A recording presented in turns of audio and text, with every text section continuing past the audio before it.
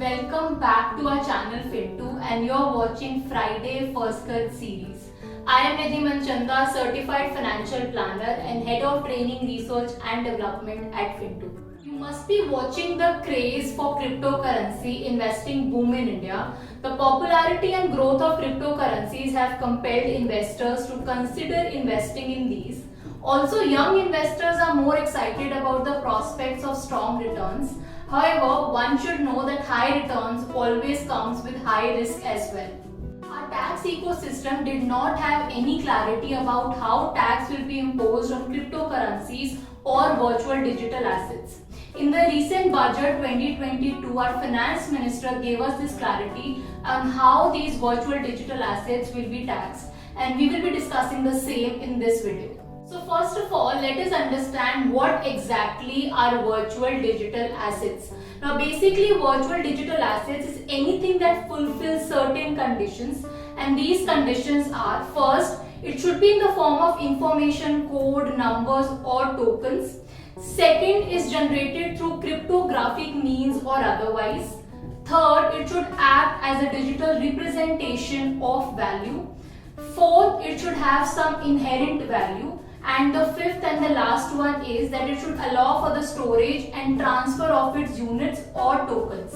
Examples of virtual digital assets are cryptocurrencies like Bitcoin, Ethereum and other cryptocurrencies as well.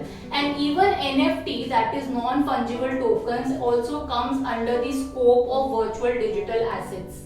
Now the most important question that comes up is how much tax you're supposed to pay on the gain from your virtual digital assets. So the answer is flat 30% tax you need to pay on the gain starting from 1st April 2022. And not just this 30%, also surcharge and cess will be applicable as per the case. Now you must be having this question in your mind that what about the gains that you made before 31st March? Well, some of the people are under the impression that any gains that you make before 31st March, you're not supposed to pay any tax on that. But that is not true. Any gain that you make or any income that you generate is liable to be taxed. And for this income also it is taxed, and you're supposed to declare it as part of your income when you're filing your returns. And as per the assessment of assessing officer, you will be taxed. The next question is how much TDS is applicable on virtual digital assets. Well, if your transaction amount is exceeding 10,000 rupees, then TDS will be deducted at the rate of 1%. For specified person, this threshold limit will be 50,000 instead of 10,000. Now the most important question, can your gain that you make from selling of your virtual digital asset be set off against loss made from selling of virtual digital assets? Well, the answer is yes, which means that if you have made a gain on selling off your digital assets in one transaction and in another transaction you have realized a loss, then you can definitely set it off. For example, a taxpayer made a profit of 4 lakh rupees while selling digital assets. In another transaction, this taxpayer made a loss of 1 lakh rupees while selling the digital assets. Now he is supposed to pay tax of 30% on the net gain, which is 3 lakhs. So therefore, set off is possible.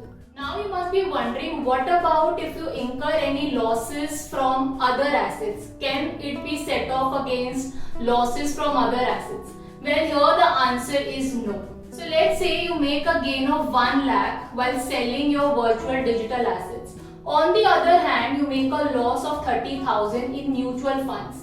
In this case, you cannot set it off. You are supposed to pay tax of 30% on the entire gain of 1 lakh that you have made through selling your digital assets. Cryptos are highly volatile, and it can also happen that you will make a loss while selling your cryptocurrency or any virtual digital asset.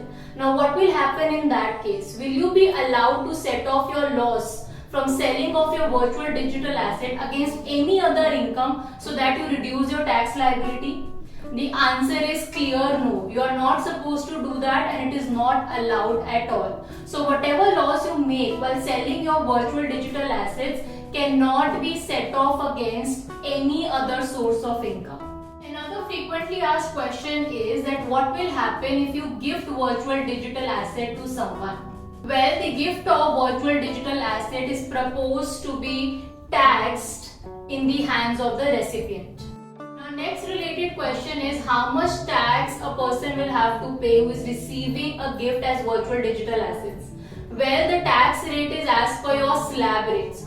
So whichever slab rate you fall into, you will have to pay tax accordingly if you are receiving virtual digital assets as a gift. But please note few points. Point number 1, it will be taxable only if the gift amount exceeds 50,000. Second, if you are receiving this gift from any of your family members, then it is tax free. Third, on the occasion of marriage, if you are receiving such gifts, like the bride or the bridegroom is receiving such gifts on the occasion of marriage, then also it is tax free. I hope this video was useful and you get more clarity on how cryptocurrencies or virtual digital assets are taxed. For any further query, feel free to get in touch with our finance experts. And for more such videos, do subscribe to our channel.